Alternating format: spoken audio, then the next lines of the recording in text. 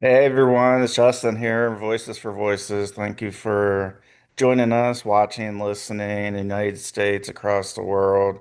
If you can give us a thumbs up, like, follow, subscribe, share, repost. If you can follow our social media, and if you can reach out to 25 or maybe 100 of your contacts in your phone, let them know about the Voices for Voices TV show and podcast that we're representing mental health, mental challenges, trauma, recovery, and that spans a lot of things. Um, One of those areas is autism. And so we are right smack dab in Autism Awareness Month. I think that uh, I think that every day should be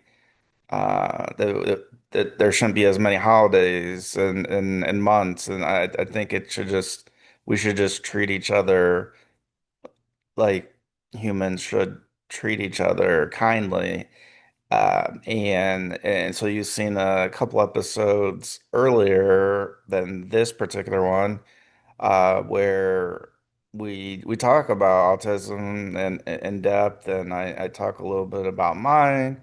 We had you know, Ellen, who is a an autistic mom, so her child she has children that are autistic, and we're going to continue that conversation today with our guest, who's going to share about his autism and about others, not everybody, but there's more than there should be people that say that, we use certain things as a crutch. Like I use my depression as a crutch. I use my anxiety.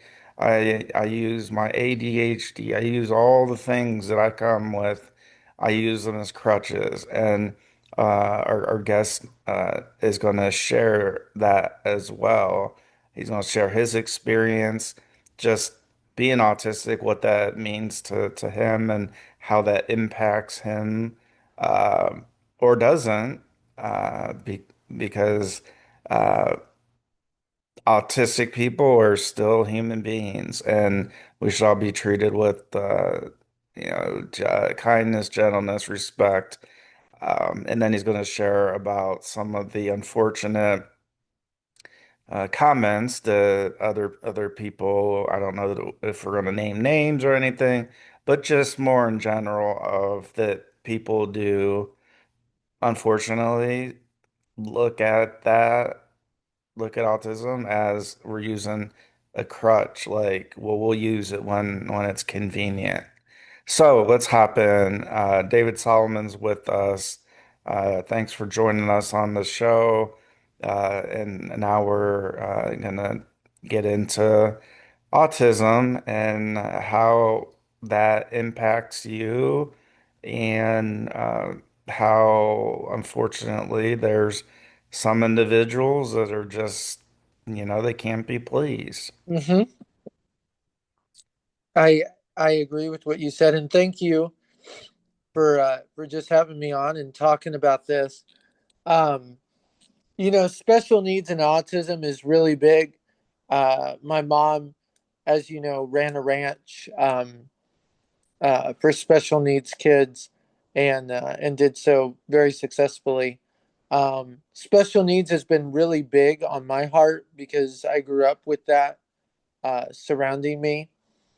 And some of my greatest friends have special needs. Most people in the entertainment world that create have some sort of autism or on the spectrum.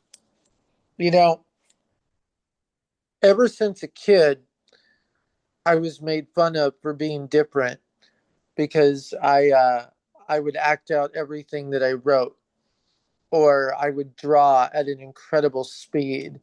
Um, and people just made fun of me because I would just be different, play the piano, and I could play a song that I hear on the radio in every key, um, in every octave. Um, and people would just make fun of that.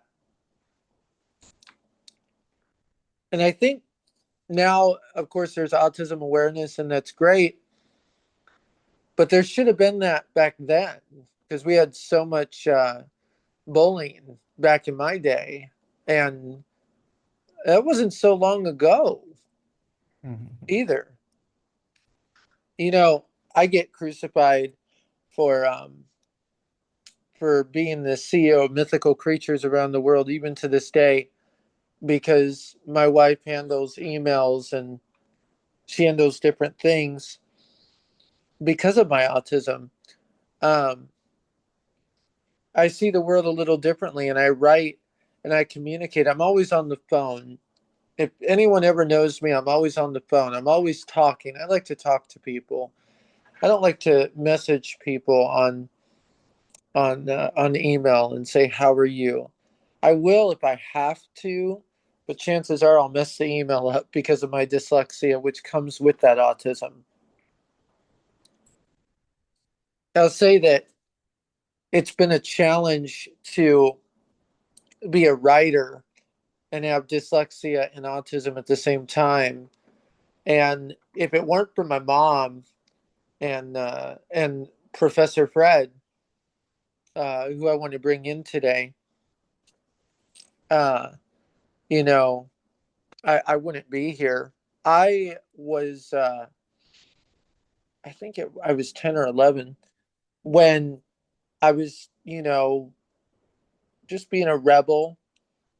Um, and Professor Fred, uh, he, Professor Fred Young, he took me under his wing and said, your stories are so great. Why don't you put them to paper? Because I was acting them out, and sure, people were liking them, and some ideas were taken for some projects, mostly art because I was cartooning. But Mr. Fred, he said, "Well, I want you to read." And I wouldn't read. I couldn't read because of my autism. I could write all day long, but I could not read. um, so I read comic books, and then from comic books, I read a book, Young Jedi Knight, um, Shadow Academy, and I read that, and it changed my life forever because after I read that, I wrote a novel in a day in his office, and he went, "Oh my word." That just happened. And my mom, of course, she made me pancakes and celebrated. And that was the day that I could write at great speed, and people saw that and the power it has and the impact it has. And, uh, and we just really wanted to hone in on that. Um, it was about 12 years old. I graduated high school thanks to Mr. Fred Young. And I went to college and I took one of my courses in Iceland with Dr. Refrich. Uh, Mr. Refrich, uh, who lives in a small town in Iceland, taught me about folklore and mythology. And I took 9 courses to study over 400 languages and memorize their folklore, theology, and mythology. And then, of course, Bible college and all of that. And I put them all together. And at that point, I was also studying bird watching.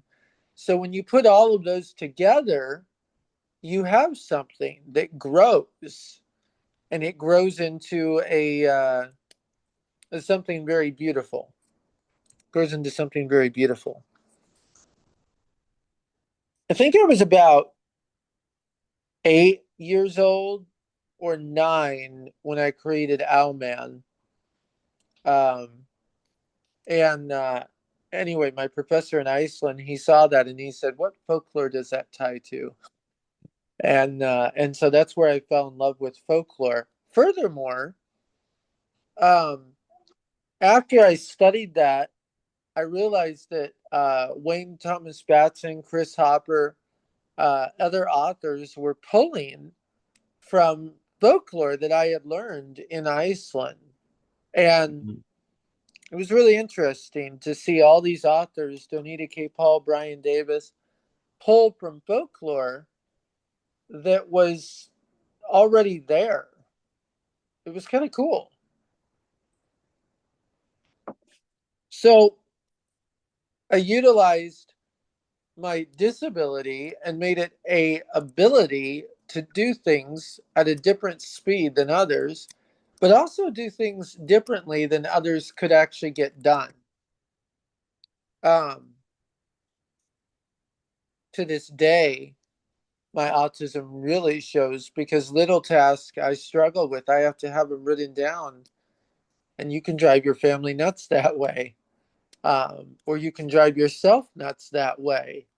I was on my phone last night tinkering with my son's project that he's doing, and I drove myself nuts because I was supposed to be writing a letter, and I forgot to tell myself that I was supposed to continue writing the letter, and I was doing my son's project, and I got my son's project done, but I didn't get the letter done. So then I had to go back and do the letter, and then I forgot to do my son's project part two. So I was up till about 1 o'clock last night, just hitting hard on reminding myself what to do. Now, the other thing with autism that I do is I can never work on one project at a time. There always has to be two or three, and I'm going to tell you why. Um, let's see.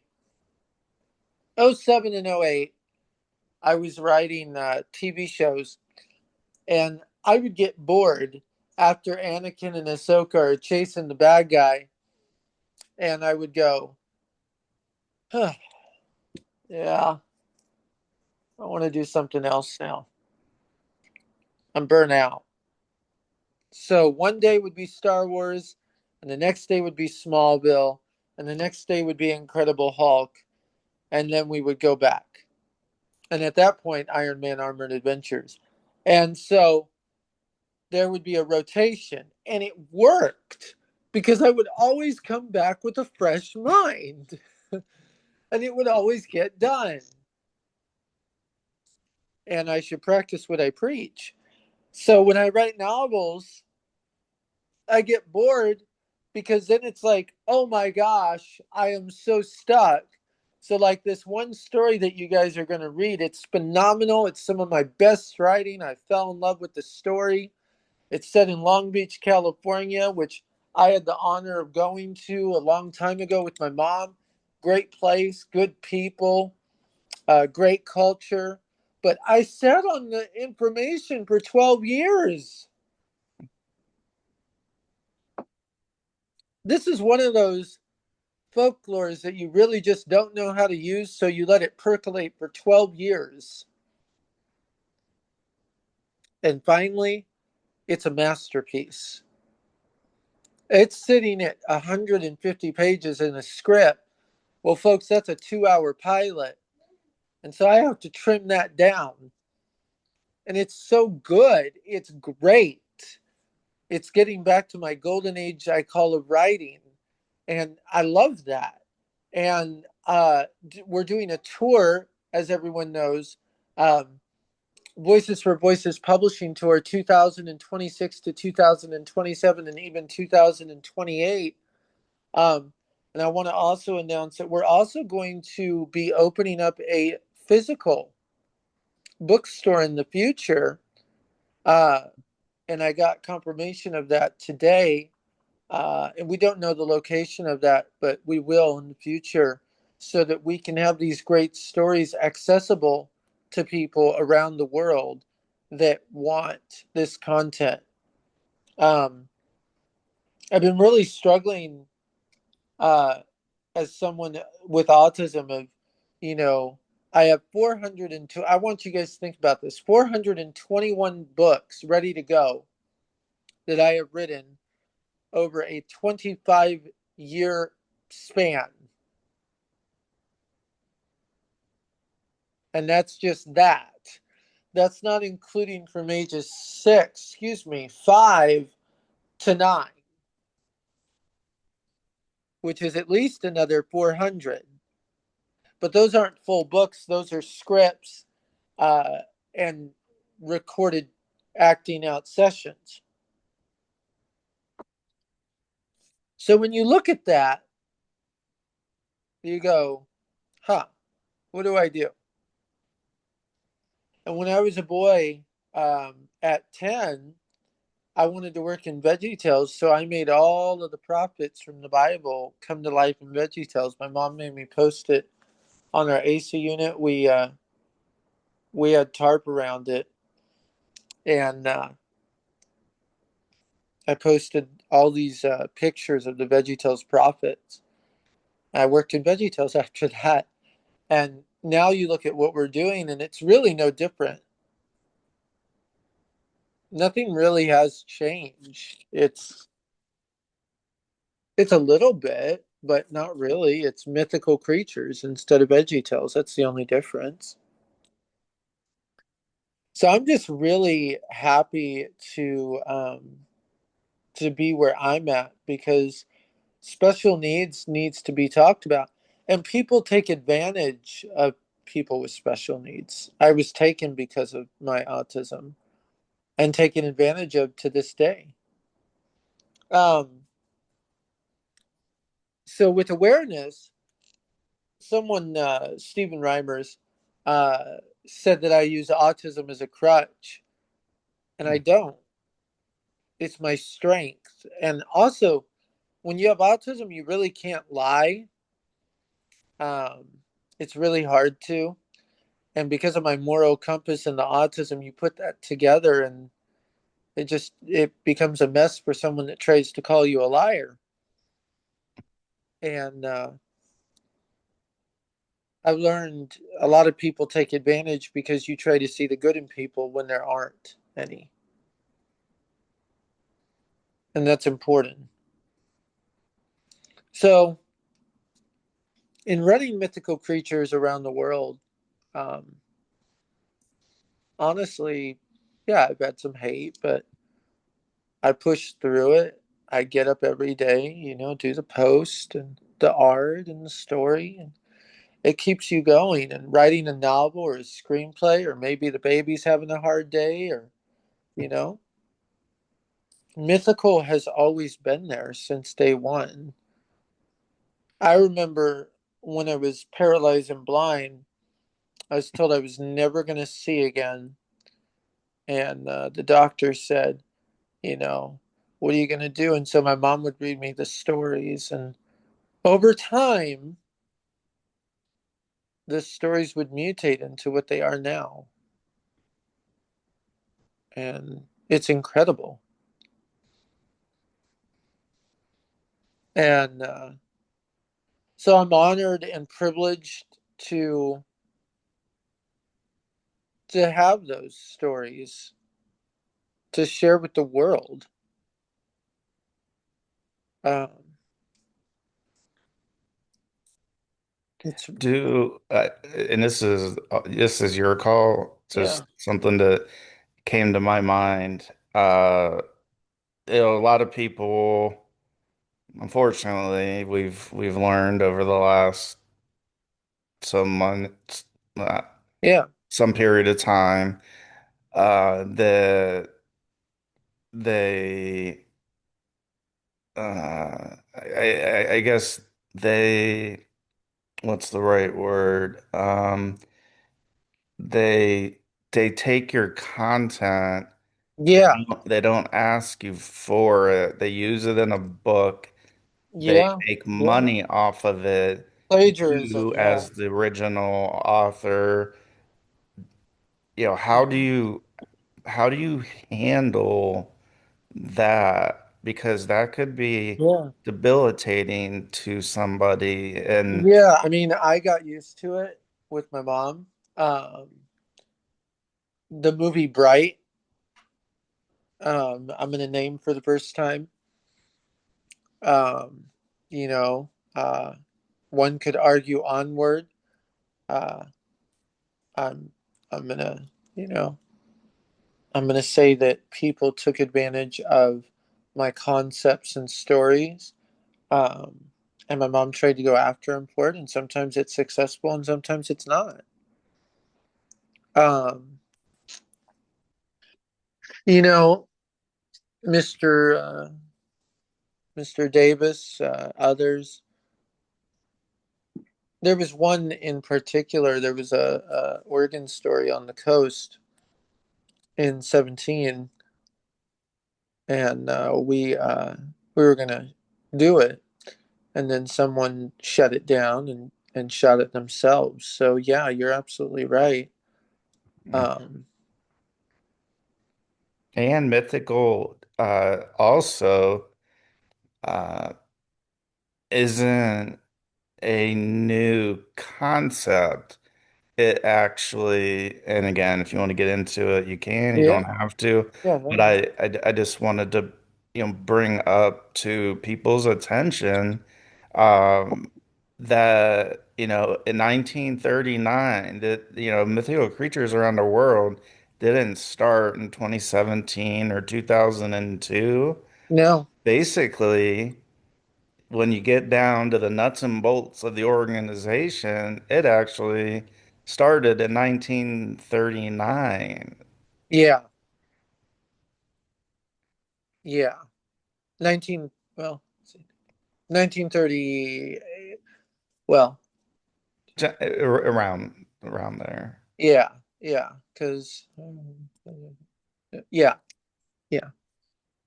Um, great grandfather, Blickenstaff Yeah. started it,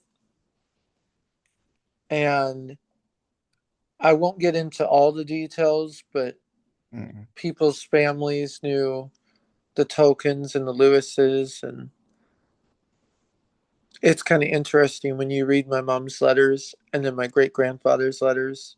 Um, they kind of tell a story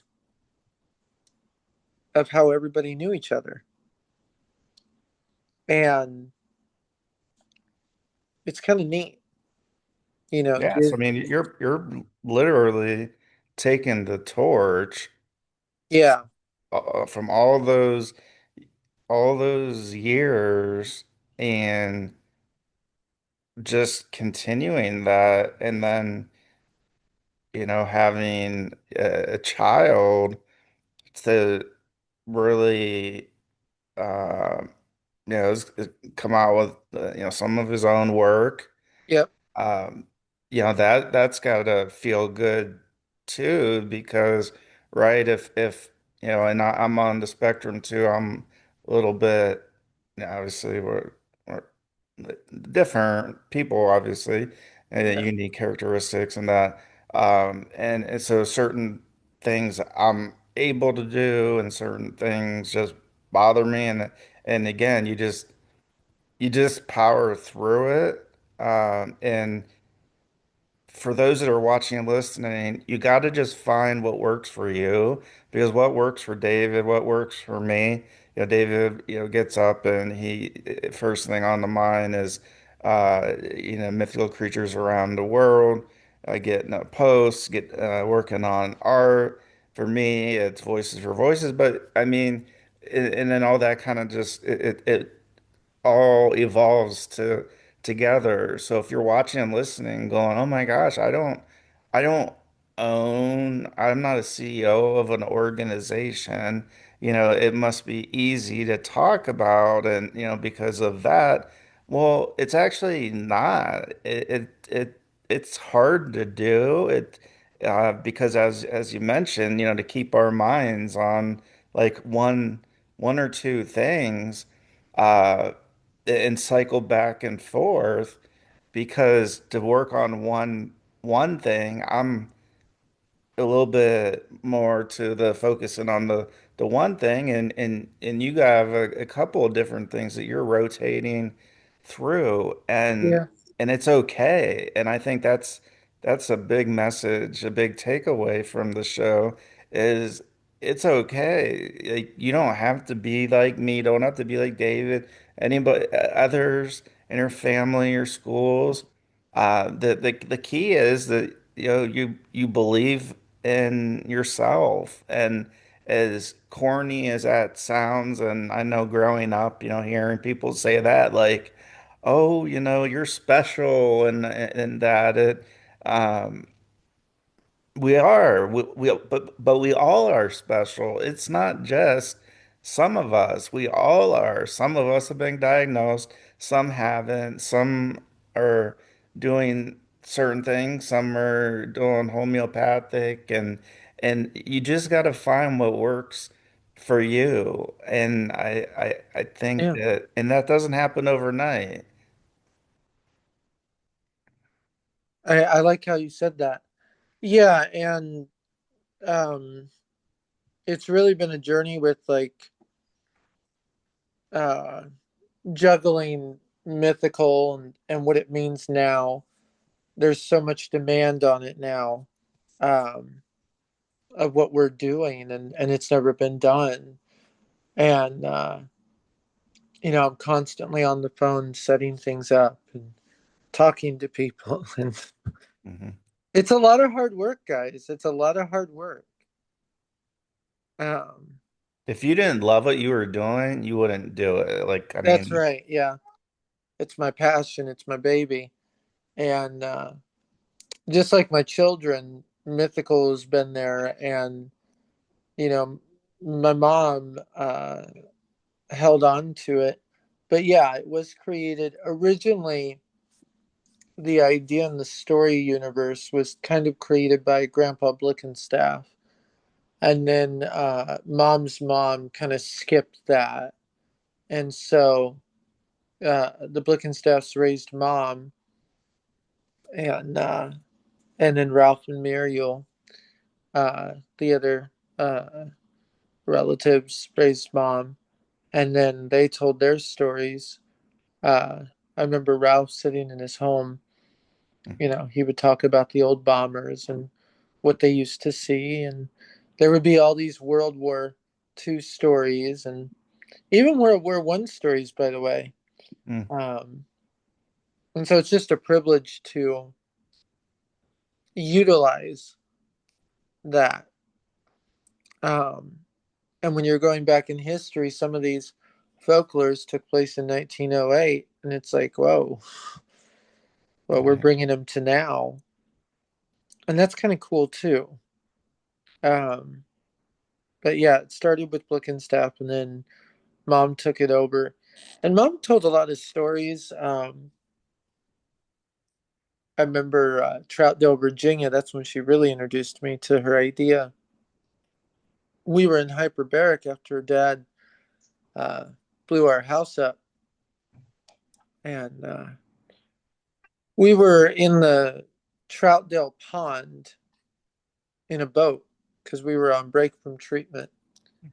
I had just gotten done throwing up, and uh, we got stranded in the middle of the pond, and there was this creature like a Loch Ness that kept rocking the boat. We were stranded up out there like 12 to 13 hours. Mm, No water, no nothing. And we made up a story about the monster. Truth be told, there's a native legend that Mom found that day. But then we got to the ledge over the pond, and Mom said, "Oh, you know what? We should write this." And so, sure enough, Mom made a book, and I'm going to republish that book. And then in Dallas, when we came back, when we flew back, she did a Dallas story as well. And then um, let's see, 6 years old, we did the missing puppy.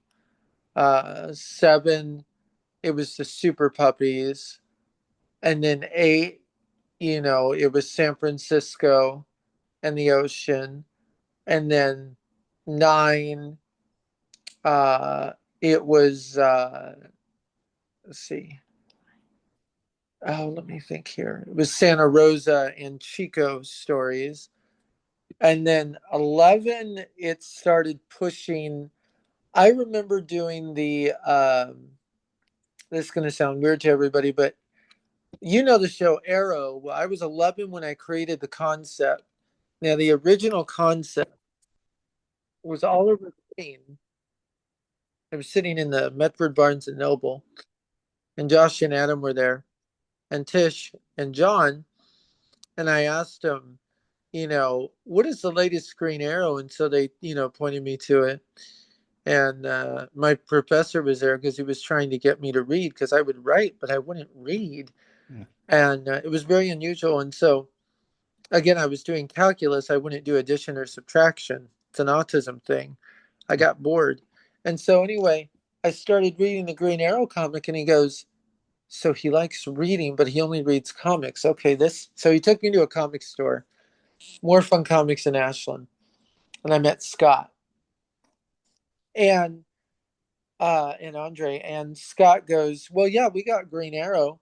So I started reading Green Arrow. Within a day, I wrote an outline for a Green Arrow movie about Green Arrow's son. And now Green Arrow's enemy, the guy with the swirly, not bullseye, but Vertigo. Thank you, Count Vertigo, goes after his son, and they have to rescue his son, and Black Canary gets killed, and Green Arrow swears vengeance. It was a whole thing. And so it's about 80 pages of a movie. And my professor looks at me and goes, son, you got the gift. So then I started writing Smallville and Supergirl and all these things. And I submitted Arrow to DC Comics that year. Now, you guys didn't see the concept come to life until like a long time after. And that's when I knew what I wanted to do. And I would create Batman stories. And there was a Wonder Woman in there. Um, but it was always that superhero.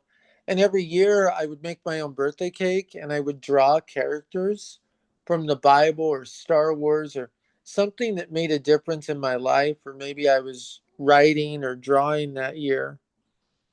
But I would always have the Bible on my cake. Well, when I started writing Star Wars, I had Star Wars on one cake and the Bible on the other and Smallville on the other. So, uh, Mythical really played a role in my life because these characters have been there for so darn long. Um, when we left Klamath in 13, I remember going to Reading with mom on the Spiral Bridge, and we came up with the character Bubbles and Finn. I actually found the old writing of it, and I'm going to republish it for the school there. Beautiful story. And so people look at me and they go, you can't be as big as Star Wars. Star Wars has had 50 years. Well, if you take the stories out that I've written, which is probably like 8 or 9,000 now, to be exact, on paper, like 800, but shows acting at probably 9,000. If you take that out, you put my mom's in, that's about 1,000, and then Grandpa Blickenstaff's, that's about 2,000. Well, let's see. That's longer than Star Wars now, right? So you got to take that into consideration. Um, and then the way I'm doing our myths going forward for the tour is we're going to have what I call a phase. There's a phase one, a phase two, and a phase three. Phase one is you have your teen heroes for high schoolers, your kid heroes for kids that Ryan's helping with, and then you're going to have your your characters in college, and then your Hallmark, your romance. And then last night, after a great conversation with someone involved in the Clayface movie, which I also had a part to play in, we are going to do the first Christian horror book, which I had no idea was going to be a thing. But we had a lovely conversation, and I don't like horror, but there is a need for it. And there is a time and a place to scare someone. Well, this is that time. This is that time. So we are going to do a thriller set in Oregon. I already have the details. I talked it over with the person. Um, I'm a little against it at first, and then I learned the folklore, and then I was like, oh man, this can't not be a horror. Um, Guys, you have mosquitoes in a haunted forest that disappear and then reappear, and they attack you, and they're giant. Man, that's kind of cool. You have a piranha like humanoid when you go to the beach, try to attack you, and then hunt you down. That's kind of cool. Um, and guys, being a folklorist, I have access to like different people come to me every day with folklore. You wouldn't believe. Some of them are crazy, I'm not going to lie. But that's what makes good folklore. Folklore is a parable, and Jesus told parables all the time. And so if we tell morals in our parables, then we've done our job. Now, there are going to be some more steamy novels, but just because they're steamy, and let me make that clear, doesn't mean they need to be spicy. It just means they're a little more romantic, right? They're for that audience. But there's a time and a place for that to happen. And we need to be good judges and stewards of when that happens. We're looking at that in real time with novels today. So we'll be doing those books, and those will be for adults because there are moments with a husband and a wife that will be talked about. You don't have to show everything, but they'll be talked about. And that's important because you can't tell a story without it. And the Christian community has gotten used to that, and we're in an age where that's just not going to work. You have people that hate God because we don't talk about these things, and we have to talk about them. So it's going to be really powerful, the characters that we have in our stories, and they're going to matter. Um, One of the characters that my son likes is Sadie from Young Siren Born, not Young Justice. Young Justice is what we're trying to do. Pay no attention. So, Young Siren Born, it targets that age, and he really likes the characters, and so we're going to be doing a big crossover called the Beast Wars. We're working on that today. So it's kind of a non-stop creating process where you can't turn your brain off if you tried. And it's also annoying because, like, at 1 o'clock in the morning, when you're in the bed, you have to open your phone up. You have to go into the notes, and then you have to write yourself a note because you're blind in one eye and you can't see on paper. And you have to write the note, hey, by the way, or dictate it in this case, by the way, um, I thought of this folklore and I need to research that. And I researched that. Let me reach out to that person. I'm going to call this person. Hey, Trish, I know you heard a folklore sighting in this town. Did you hear anything about that town? Oh, I don't know. Let me call you back. Oh, okay. You know, it's a lot of love, a lot of passion. And I'm so excited to share it with you guys. But Voices for Voices Publishing, we're doing something never done before. We are having a tour coming up. It's going to be nationwide and international. Um, we're not doing this alone. We're going to have other writers, other professionals in the industry, um, and we'll be getting back to you on those tentative dates.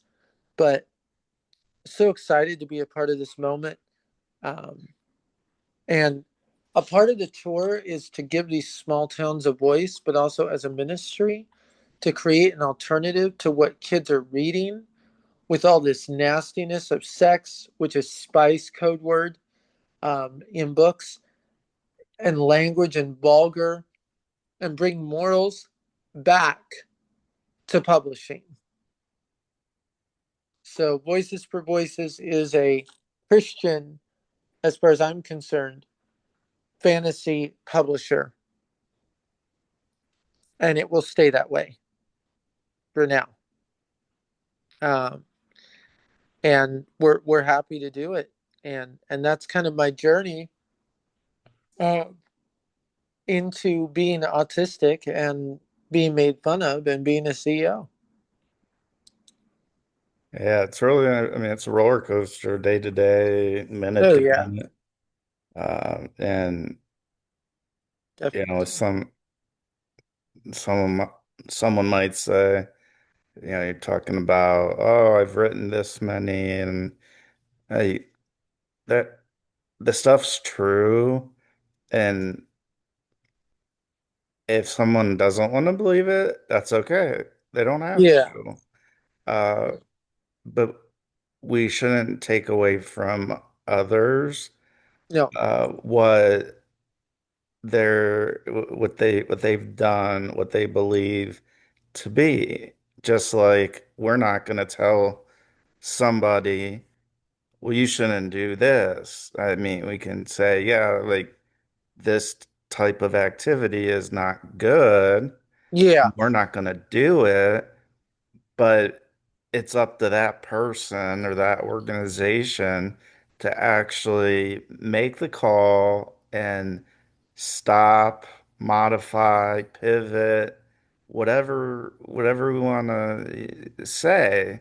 And I think there's room in the world for uh, people who are like us and and and not we're providing an alternative to people who have not had an option in I don't know how many years you would know that.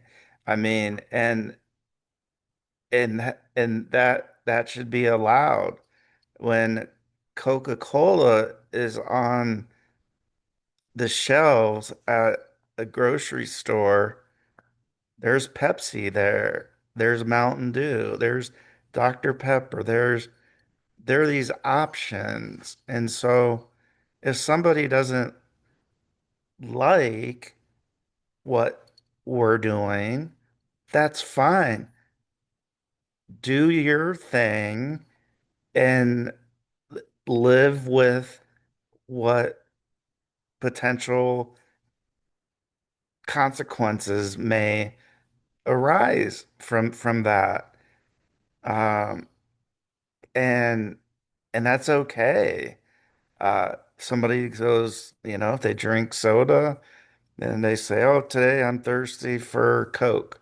And then the next day they say, "Oh, but I could use a Pepsi." Well, if there weren't the options there, then it would be a monopoly, and there would only be one option. And that's what's happening right now is there's only the one option.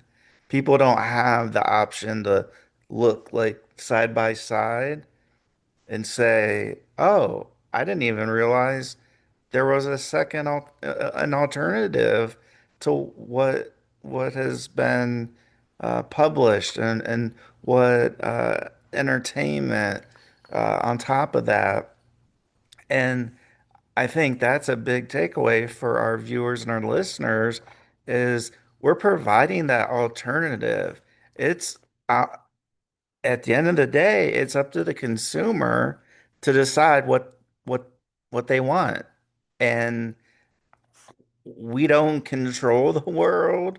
We're regular, everyday people trying to make a living, trying to help others at the core. And with that comes autism with the two of us. And maybe it comes with a viewer or listener. Maybe it doesn't. Maybe somebody's a parent. Maybe somebody's an uncle, an aunt. They don't even realize it. And they write off the person. They're like, oh, that person has autism. So, they can't. They can't be a writer, they can't, play a sport, or they can't, sing songs. Um, and that's what we're trying to do, is just break that mold. Uh, and that is why I feel, and I know you do, David, with the work that you were doing before we even met. You're as big a believer in the work that you've done as I am with voices. So it is a natural crossover where we're able to do things that we love to do, and it all comes back, whether it's a myth, folklore, whether it is somebody telling their story. It all comes back to helping people. That's what we want to do. We're not going to live forever. Nobody is. And that's the big takeaway I think, or I take away, and why I get up each day. And some days we do shows, some days we don't. Some days we'll spend more time on social media. Um, and also, none of us on this earth are perfect, are sinless. And some people may feel that they are. Now, I can't stop that, but all I know is humans, we were born from and with sin, no matter what, whether somebody's a believer or not. There's nobody that's perfect. Maybe we do some task or some projects that may come out that look perfect, that sound perfect. I get a perfect score in my folklore class, or I get 80 points out of 100 in my calculus class. And so that's different from I'm a perfect person, and that I can judge others. And I will say this, like I've said before, and I'll say it again, that nobody's perfect, and we don't spend our time hung up on other people, other things. Um, and when there's truth, there are two options. You're either part of the solution if there's a problem, or you're continuing to be part of the problem. Like, if you don't want to help, you see somebody in need, somebody that passes out in a group of people, and they're just standing there and nobody's calling for the paramedics, and you're just walking by because you don't want to be, and here comes Lucy. Yeah. And you don't want to be involved, and you don't want to, like, oh, well, I don't want to be called as a witness, and I don't want to have to, I don't want to be involved. And yeah, I don't agree with this activity. Well, that's what it comes down to. And so, whether mythical creatures, whether voices for voices, we are the people that are standing up. And we do get, whether it's autism or even not autism, we get a lot of flack because we are standing up and we are sharing our stories, whatever they may be. And I think that should be inspiration and a light for somebody who has always wanted to do something, and they've just said, you know what, somebody called me dumb, somebody called me stupid or retarded, or whatever these, just awful words that are coming out of people's mouths. And we're here to say, you can do it. You can dream. You can do your dream. It may take some time. Not everything happens overnight. In fact, anything that's worth it doesn't happen overnight. And And I'll go back to an earlier episode that you've watched and seen where and I talk about Thomas Edison, right? He discovered, invented, or whatever the term we want to use, the technology and that for electricity, the light bulb. And it took him somewhere around 10,000 tries. And so if David and I and you are watching and your friends and others, that's my dog. She's got a cone on, so that's what that scratching is. She can't. So I know pe some people, and I had some technical difficulties with my camera, and I have allergies. So it's been a whirlwind. But you can do it. You you can. Don't listen to somebody who what they really want is you just not to succeed. That's what I've found. That people, this word jealous, comes to mind where people they get jealous. They're like, well, there's no way you wrote 400 books and all these screenplays, and there's no way that Justin, you did this, and uh, you're this huge organization, and you say that you're small, and it's like, all right, well, come take a look. Let's see how many employees we have. See who's doing the work, and you're really looking at them right now. You're looking at David, and you're looking at me. I mean, and not to, but we also need to include David's wife and children. Uh, and and so just because we have big dreams and we want to help a lot of people, and you've heard me throwing around this 3 billion, we want to reach and help 3 billion people over the course of my lifetime and beyond. Just because it's my dream, I don't know that it's going to happen, but go do your dream for the naysayers out there. And for those that are looking for us, maybe everything's gone wrong the last month or the last few days, and relationships ended, and you don't know how you're going to go on. Just as easy as it sounds, like easy for you to say, well, it's not easy because I'm dealing with my mental challenges and things every single day. So no, it's not easy for me to say. All I'm saying is, hey, you can talk to somebody. You should be able to. And if you can't, there's a flaw in the system. We have people all over the world that tune in to our show. Mythical creatures around the world. It's named that because it connects people all around the world. And and so it's okay to dream. I was watching. I'll close it out by with this. I was watching as I like to do from time to time. Concerts. Now with different electronics and software, we're able to.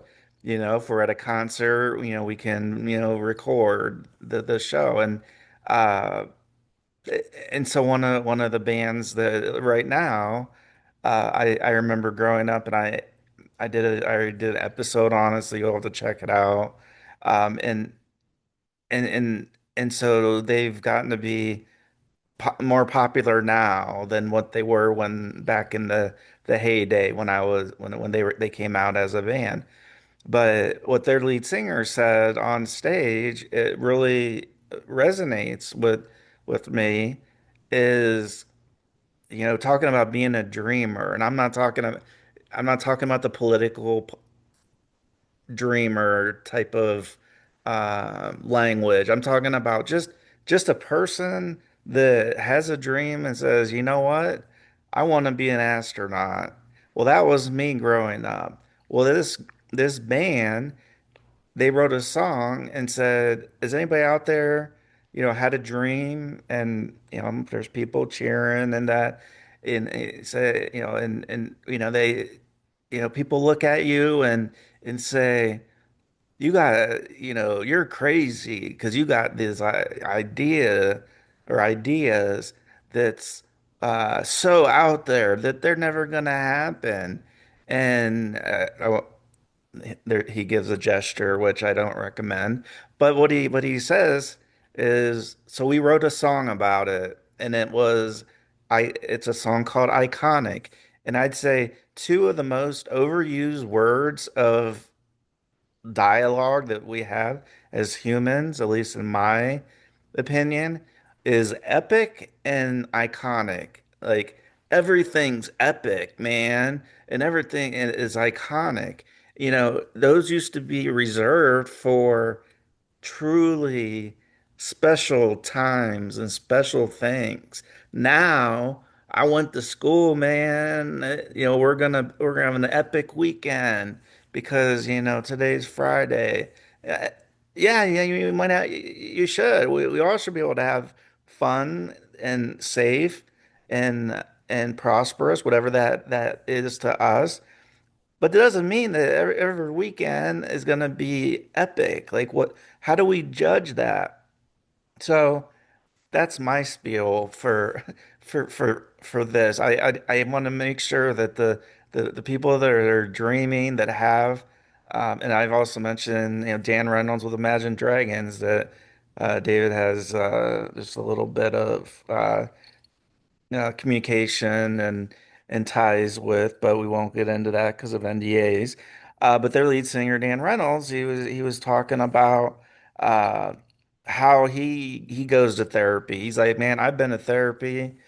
I don't know how many years, and he's like, life is worth living. As bad as it seems, that life is always worth living. And I'll tell you, as a teenager and a 20 something, there were many times where and I usually don't share this publicly, but I didn't feel like I was gonna make it to the age 40. I was like, well, what's there gonna be to do when I'm 40? Like, I'm gonna have gray hair. I'm gonna have, all these additional, health problems potentially, and so that was forged in my mind by nobody other than me. Nobody told me that, uh, and so somehow, some way, bringing it back to today, to our episode,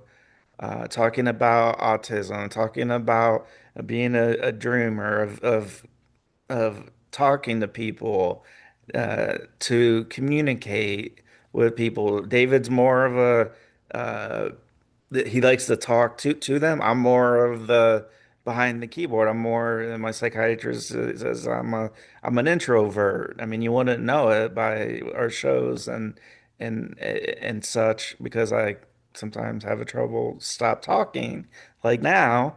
But it's because there's so many things that life, like we don't get to take things with us when we leave this earth.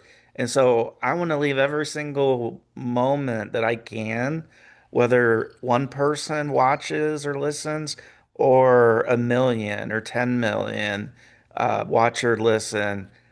I just want to make sure that I leave it all out on the table. And I know David's the same way with Mythical and not wanting to burn daylight. I mean, just like we got to get things done. We gotta. There's so many aspects. There's scheduling and there's all these things that they're boring.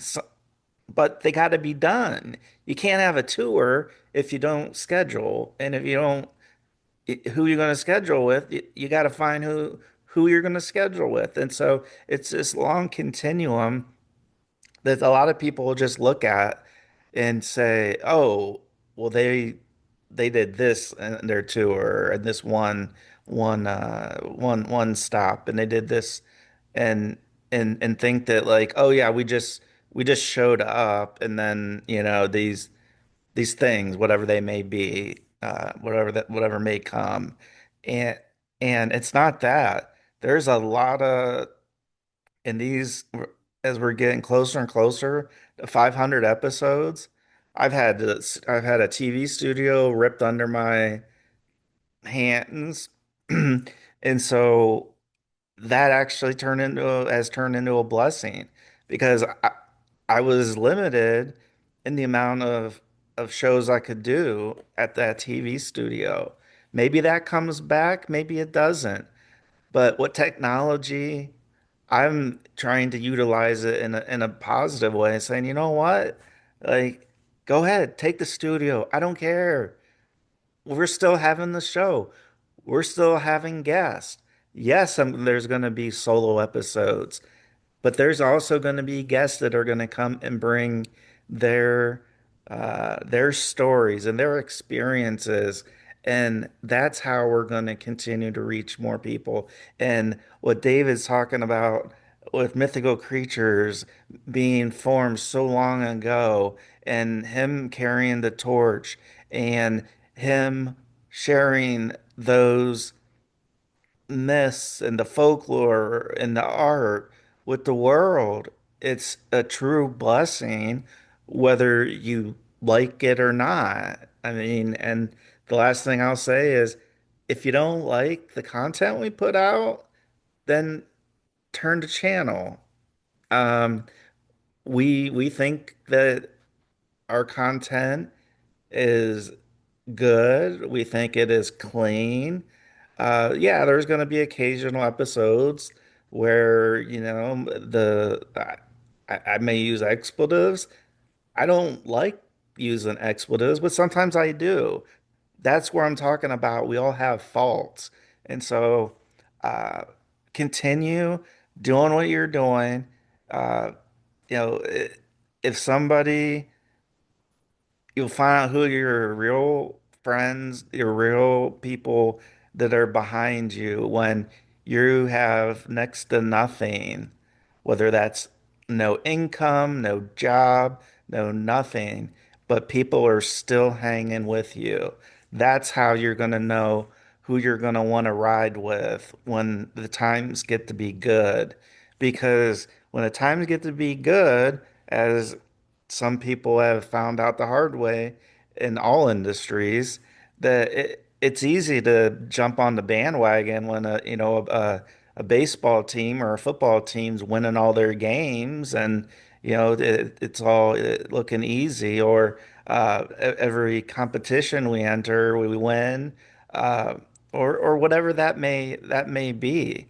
But just know that there are people that are behind you that you might not know, but just remember, believe in yourself, because if you don't believe in yourself and what you're doing, then how are you going to sell somebody else on that? Because eventually, right, if we're dreaming, one day we're going to have to sell ourselves to somebody, sell the brand, sell the story, sell the script. I mean, we're going to have to convince and persuade individuals. So we have to be able to believe in ourselves. And as hard as that may be, and as coming from somebody who spent voluntarily 5 days in a psychiatric wing of the hospital, it was my lowest point and it was my highest. It was the lowest because I had to I had to give up who I was.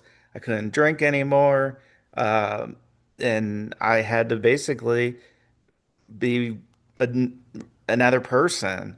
And so some people are like, all right, well, Justin's not partying anymore, and so like we don't have the use for him, and so I had to learn how to live again. And now, whether one person watches or listens or a million, whether one person shows up on tour or whether thousands do, I mean, it's out of our hands. All we do the best we can. And I just want to thank David um for so much, but I mean really believe in it in me, because we've known each other probably, I think, going on a couple of years. And there's been so many ups and downs, no matter what. And for him to stick by, uh, stick by me, stick by the organization, want to collaborate and do the things that, God willing, we're going to have an opportunity to do. Uh, I know that uh, I have somebody that's in my corner, and there may be others, but there's a whole lot of people who I thought were in my corner, that I had to find out kind of the hard way that, you know they don't want my dream.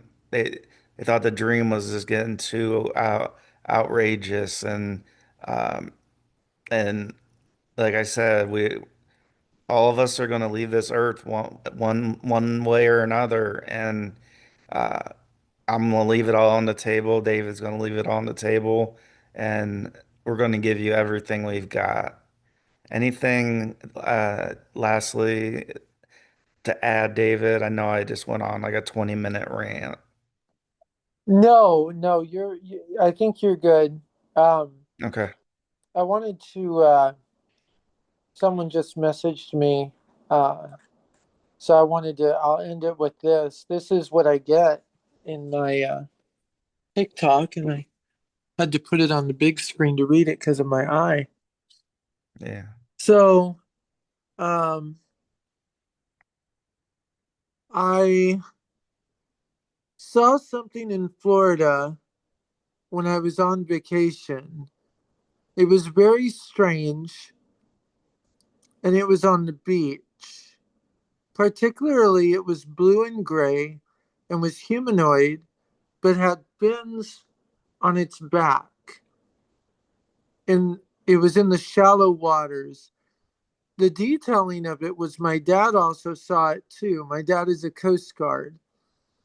And then it goes into detail about the location, which I will protect them for Hmm. sake. And I just got this. This is what I get, um, for being mythical is people, like I'm looking at Lake Wisconsin, and people message me all the time about myths and folklore and legends and, recreate recreational. There was a balloon that hovered over the water, and then this creature was seen on the beach and attacked me and my friend while we were fishing at a lake in a cove by a creek. I was catching trout. Quickly, there was a creature that took the trout from me. Apparently, it was 12 inches. It just goes into this detail, um, of these creatures. Um, Here's one. I was a sailor and submarine person. Creepy, creepy. Being inside a steel tube, hundreds of. When the sonar system crashes, blink what's going on around you. If you take the creepiness to a new level, we saw something in the window, and then it goes into detail. A few years back, my boat was hit by a rogue wave, and almost everyone on board was lost at sea, including one of my best friends. It was messed up pretty good. I was, Best word, I was sometime you're sitting on a bluff looking out in the Pacific Ocean in general accident of where it occurred. And it was then that I flashed back that I had just launched into how there was a body below on the beach that saved me and pulled me out. The person that pulled me out was not human. And then it goes into detail about what they are. And so, like, I'm just seeing these, two cavemen looking at me. It, People, here's one more. Hmm. Here's one more. Um,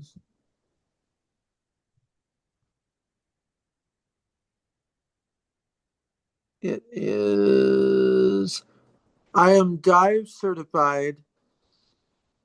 Me and my friend were going diving, and this is in Maine, and we were diving underwater. Just before I saw a small childlike face underwater, I started freaking out because the child's face started getting closer and closer, and pretty soon everything around me turned to black. Mm. Turned to black, right? So anyway, this is like really and then World War II. Um on reefs being known as if they're underwater. Anyway, my point, guys, is this is what I do. People message me. Um, he reaches a doorway. Okay, this is really cool. I'll end it with this. Sorry, Justin. This is really cool. No, do it. Go ahead. So this was submitted to me today. My grandfather was in the Navy, World War II, in the Pacific. He occasionally, when in a forthcoming mood, would tell a story of how they were getting attacked, and he was trying to get to the other side of the boat. He reaches a doorway to the deck and opens it, and just as he is about to step out, he hears someone shout his name behind him. He stops being to turn around, and an explosion goes off just outside the door. He looks behind him to thank whoever called his name, but no one was there. That shook more than the bombs. They say that it was a siren. To make matters worse, the oddest thing that my dad caught looked like a snake head, but then it wasn't. It was something much more unique. So, like, I'm just seeing these. Mm. Um, this is another one in San Diego. Uh, one had two people on it, both clearly had shot a bunch of times, and one was moving fairly alive. There's people that see things that boggle the mind and they can't explain it. And that's where I come in. Like, now, I am mythical creatures around the world, but I will say that I got my degree in Iceland to study folklore of the ocean. Mhm. And that's why you will always see it. We'll end with this. I will end with it. Since Mhm. we have Oregon, off the coast of Newport, my first or second open water dive. We were diving the reef. We were deep enough the surface wasn't immediately viciously obvious. Following the bubbles, you'll get there maybe 40 or 50 feet down. I hadn't realized the reef when it would just drop to hundreds of feet. I was kicking along. It was amazing. And then something happened. Something under me happened. As a native Oregon, I don't know what happened, but everything turned black. Mm. Somebody pulled me down, and then it keeps going. It talks about the Navy. Anyway, this is what I do, guys. Mhm. This is what I specialize in, and there's a lot. There's a lot of folklore out there. So, what I can encourage you is, with my autism, if I can do this, anybody can do this. Okay. Absolutely. You can do this. Um, and I'm going to post this today on Mythical. There's a charter boat company that reached out. in Southern California while taking a group out on a dead humpback whale floating in the harbor. The thing was huge and there were birds everywhere picking at it. Jet skiers were riding up to it and touching it, and some were even trying to climb it. Found out later that there were giant adult great white sharks under the whale. Another time inshore, there were more sharks, but not human. Can you please post this on mythical creatures around the world? I would love to get in touch with you and be on your podcast. So, this is what we do. Hmm. So, guys, you're hearing this in real time. And I wanted you guys to be a part of that Hmm. because this is what we do. Justin, literally, this is no joke. I get these, Port Arthur. Um, this is what we do. I get all these crazy stories, and they are crazy. And then people will go, oh, you know, yeah. So, thank you so much for listening Hmm. and for just being here and a part of this moment. Um, it means the world. Listen to what we got. Um, don't let autism, be the thing that holds you back because I'm living proof it doesn't hold you back. Okay. It just That's right. doesn't. And, you can be what you want to be and you can do what you want if you set your mind to it. And people with disabilities, we're very smart. We're very smart. Justin, anything to add? No, I just echo all that. It's very true. Uh, there might not be a straight line to exactly what you want to do. There might be some hurdles and some certificates or education, or maybe you can learn some things on your own. Uh, but I think the last thing I want to say is, uh, as a person who is an instructor at a university, you don't have to go to college. You don't have to go to university. You can if you want, but there's people in need so bad, not only here in the United States, I'm guessing, but probably uh, other parts of the world. Uh, the temperature gets either too hot or too cold, and if you have air conditioning or you have heat or uh, electricity goes out for 6, 7 days, what do you do? So people are in need of people that, and I know from firsthand experience, last 2 summers, some of the hottest days of the year, and our air conditioner just decided to stop working. Luckily, we didn't have to get a brand new one, and it ended up being, compared to a brand new one, relatively inexpensive. Uh, but if we didn't have anybody to call, we literally would have just roasted, and we did, because this individual, uh, he was servicing literally our whole neighborhood. I was going through something like this, uh, and so yeah, some things. I mean, like I said, not only me being an instructor, but I have an undergrad in marketing management.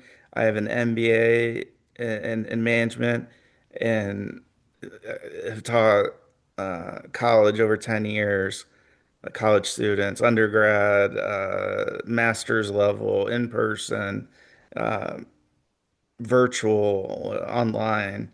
Um, I've created courses. And so I'm saying this as a human being that maybe you want to, but don't go to school just because family tells you or somebody tells you that you need to do it. they're, really think through your decisions. I'm not telling you not to go, but I think you can make, I'm not, it's not even, I know you can make a lot of money going to the trades or going to a 2 year school, and make just as much or more than some of the jobs that people come out of colleges and universities and they can't even find work in their own field. So make sure that you're the one that's making the decisions. I can't stress that enough. Um, because of a friend or a cousin or family members, Yeah. make sure that you're the one that's making whatever the decision is. That if you're able to make the decision, and all things being equal, right? If if you have the money to do it, or you're able to take out loans, uh, just you make the decision, because at the end of the day, uh, do you want to go work uh, with a roommate because a roommate said, "Hey, I think you should take this major," or a cousin or somebody that you meet out at a concert, just because you turn into good friends? No, because at the end of the day, I've been there, done that. I've been a manager. I've been a non-manager. I've hired people, and at the end of the day, people are just people. So when the big bosses are telling you you need to fire a couple people on your staff, well, it don't matter how many happy hours you went to with them. It don't matter how many conferences you went to with them. They're going to be looking out for their number one, their self. And so please, please look out for yourself.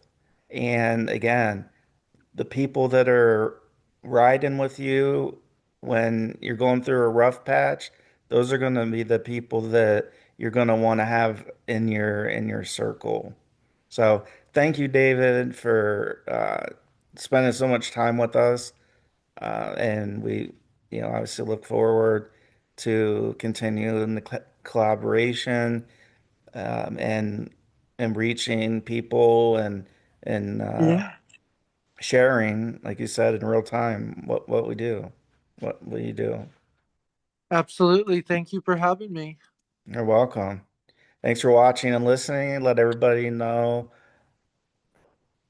Please follow us on our social media.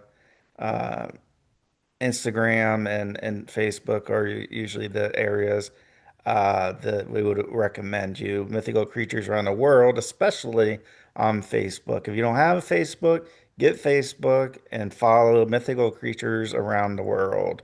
I can't say anything more than that. You've got to see the art. You have to see or have somebody play or use sign language, the uh, the folklore that has come before and that will be coming uh, today and in future days. So we can't thank you enough. We'll see you on the next episode of the show. Bye bye for now.